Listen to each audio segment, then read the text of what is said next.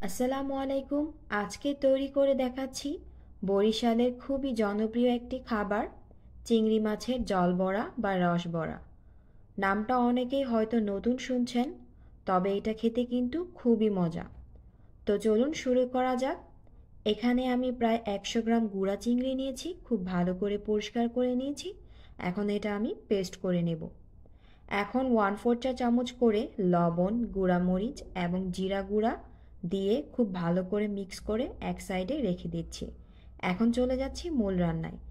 একটি প্যানের মধ্যে আমি 1/4 কাপ তেল দিয়ে দিচ্ছি এলাচ, দারুচিনি, তেজপাতা এবং 1/3 কাপ আদা বাটা পেঁয়াজ।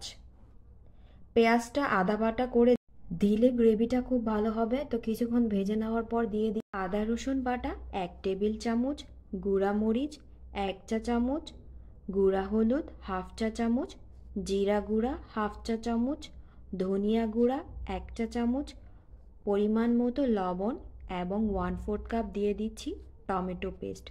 এখন মশলাটা তেলের সাথে কিছুক্ষণ ভেজে নিয়ে আমি মশলা কষানোর জন্য দিয়ে দিচ্ছি সামান্য নারিকেলের দুধ। এই রান্নায় অবশ্যই নারিকেলের দুধটা ব্যবহার করবেন। কোরানো নারিকেল কুসুম গরম পানিতে 10 মিনিট ভিজিয়ে রেখে ব্লেন্ড করে নারিকেলটা ছেঁকে দুধটা বের করে নেবেন। তো লো হিটে কিছুক্ষণ কষিয়ে নেব। মশলাটা যত কষাবেন টেস্টটা তত ভালো আসবে।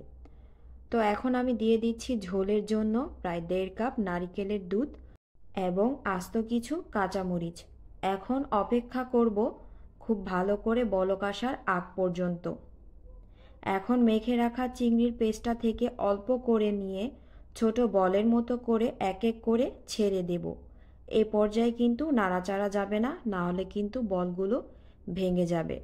তো এখন ঢাকনা দিয়ে আমি মিডিয়াম হিটে রান্না করছি প্রায় 7 থেকে 8 মিনিট। তো দেখতেই পাচ্ছেন বলটা কতটা সুন্দর হয়েছে, একটাও কিন্তু ভেঙে যায়নি। এই পর্যায়ে দিয়ে দিচ্ছি 1 চা চামচ চিনি। চিনিটা দেওয়ার পরে নেড়ে চেড়ে কিছুক্ষণ মিক্স করে নেওয়ার পরে উপরে দিয়ে দিচ্ছি কিছু ধনিয়া পাতা। উপরে যে তেলটা দেখতে পাচ্ছেন এটা কিন্তু নারিকেলের তেল।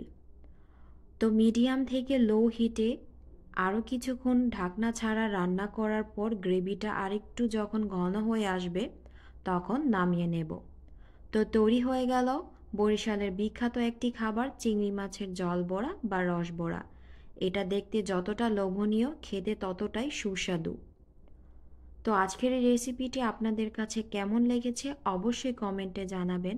আর রেসিপিটি যদি ভালো লেগে থাকে তাহলে ফলো দিয়ে পাশে থাকবেন এবং চ্যানেলটিকে সাবস্ক্রাইব করে রাখবেন। আবার দেখা হবে নতুন কোন এক রেসিপির ভিডিও নিয়ে। ততক্ষণ সবাই ভালো থাকবেন। আল্লাহ হাফেজ।